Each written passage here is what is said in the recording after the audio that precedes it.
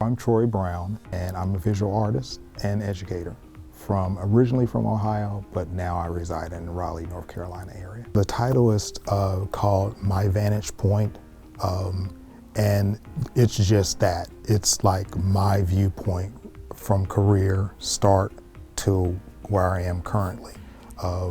There's a book associated with the work, but it's my vantage point from the view of illustration, from that genre of illustration. I did a retrospective exhibit at Maryville College in Tennessee, and this is the work that extends from that exhibit. So this is a little snapshot of the work, just to give you an idea of the breadth and the genres that I have kind of experimented in with illustration. So traditionally I start off as a graphic designer, and then I transitioned later on in life to illustration, began illustrating for editorial clients and institutional clients like banks and jazz series and things like that. So you'll see references of that type of work in the exhibit. You'll also see children's books work, which I am doing right now.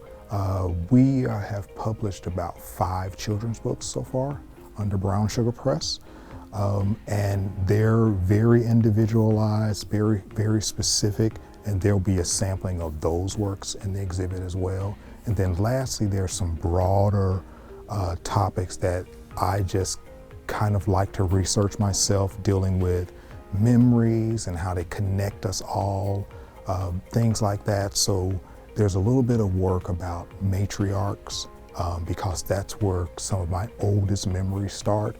And that work kind of explores how that work can connect us.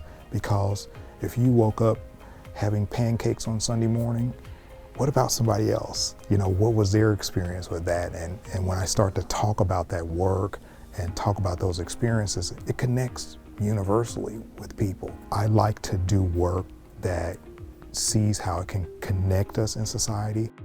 Being selected to the Saul Alexander Gallery, which I really enjoyed the vision and the mission statement of the gallery, that really attracted me to this. And then logistically inside of a library was great for me, because, you know, there's such an editorial approach to my work. The children's book work is primarily pastel, a little bit mixed media, but pastel, watercolor, and ink. And I stretch the medium a little bit when I go into the fine arts pieces. It's also mixed media. I'll do some transfer, what's called photo-based transfers. I'll do acrylic and watercolor as well. I use some water soluble oils because they're a little bit better for the environment. And I use some resins. I like to kind of layer the work. To give you an example, like digital work, when you look at digital work, you look at the piece, it's all on the surface. But with resin, you have to look into the piece, you know, because there's layers. And that's a different kind of like frequency for our brains. The earliest story I have for me drawing was my aunt. I had torn out all the paper from her notebook and drew on every piece, and it was like scattered out on the bed, and I was just sitting on the bed just drawing away, 3 years old.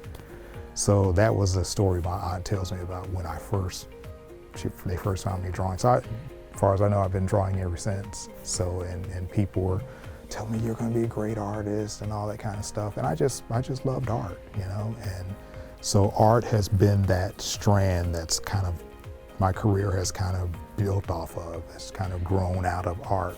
You know, it's pushed me into education.